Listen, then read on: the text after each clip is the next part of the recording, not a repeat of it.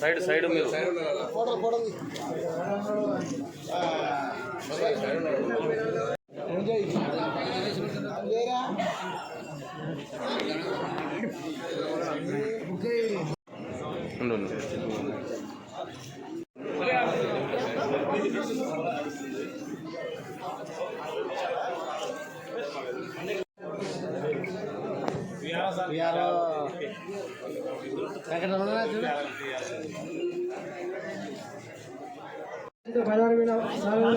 ఉపాధ్యాయ పోస్టులకు భర్తీ చేయడానికి డిఎస్సి నోటిఫికేషన్ ఇవ్వడం జరిగింది. అలాగే పెన్షన్లు ఒకేసారి 1000 రూపాయలు పెంచి 4000 రూపాయలు ఇవ్వడంతో పాటు మొదటి నెల అరియర్స్తో కలిపి 7000 చొప్పున ఒకే రోజు 65,18,000 మందికి ఇంటింటికి వెళ్ళి 4,408 కోట్లు 47 లక్షల రూపాయలు ధాన్యం కొనుగోలు బకాయిలను చెల్లించి చేస్తే క్వశ్చనర్ వస్తుంది. అంటే మనం 2047 సంవత్సరానికి ఏ విధంగా మన రాష్ట్రాన్ని అభివృద్ధిలోకి తెచ్చుకోవాలని 8 క్వశ్చన్లు ఉన్నాయి. ఆ క్వశ్చన్లకు ఆన్సర్లు ఉన్నాయి. ప్రతి ఒక్కరు అంటే గ్రామ సభలో కూడా QR కోడ్ చేయించమన్నారు. ప్లస్ అలాగనే మన ప్రతి ఇంటికి కూడా ఇబ్బంది వచ్చి మీకు లేకుండా చేసిన ల్యాండ్ లైటింగ్ యాక్ట్ను రద్దు చేసి ప్రజలకు భద్రత కల్పించారు. విజయవాడ నగరంలో వరదల్లో విలువలాడుతున్నప్పుడు 10 రోజులు మన ముఖ్యమంత్రి గారు అక్కడే ఉండి ప్రజలను తగిలా కాపాడుకున్నారు. ఈ ప్రభుత్వము ఈ 100 రోజులు చేసిన కార్యక్రమాల గురించి తెలియజేశారు.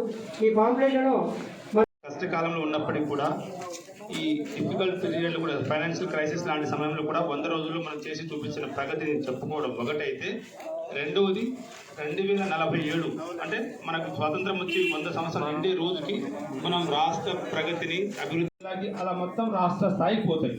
సో ఇది గ్రామాల వారికి వస్తాయి. ఇప్పుడు మన గ్రామ అవసరాలు వేరు, కోడుమూరు గ్రామ అవసరాలు వేరు ఉండొచ్చు, మళ్ళీ వేరే మండలం పరిశ్రమల ద్వారా సదుపాయం, విద్యా వైద్య వ్యవస్థల ప్రక్షాళన, పాఠశాలల్లో మౌలిక సదుపాయాల కల్పనపై మార్పులకు శ్రీకారం చుట్టింది.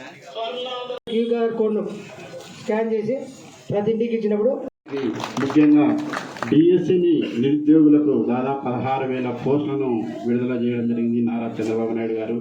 అలాగే పెన్షన్ కార్యక్రమాన్ని 4,000కి పెంచి అంటే 1000 రూపాయలు పెంచి పెన్షన్ ఇవ్వడం జరిగింది.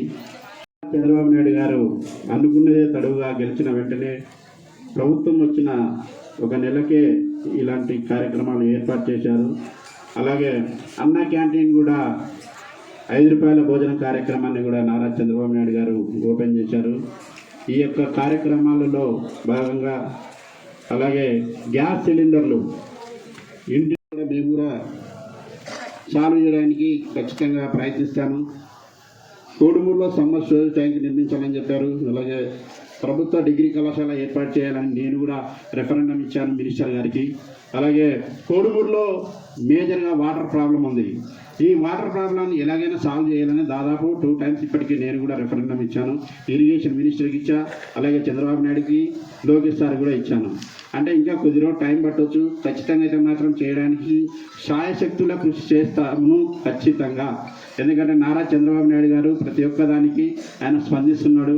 మన యొక్క సమస్యలు ఆయనకు కూడా తెలుసు కాబట్టి మేము ఖచ్చితంగా అలాగే చంద్రబాబు నాయుడు గారు అలాగే మా యొక్క అధినేత అయినటువంటి డి విష్ణువర్ధన్ రెడ్డి సార్ గారి నాయకత్వంలో కూడా మేము ఆయనకు కూడా తెలియజేసి ప్రతి ఒక్క కార్యక్రమము కానీ అంటే ఏదైనా కానీ అభివృద్ధి చెందాలంటే ప్రతి ఒక్కరి సహకారం ఉండాలని చెప్పేసి నేను కూడా ఆశిస్తున్నాను.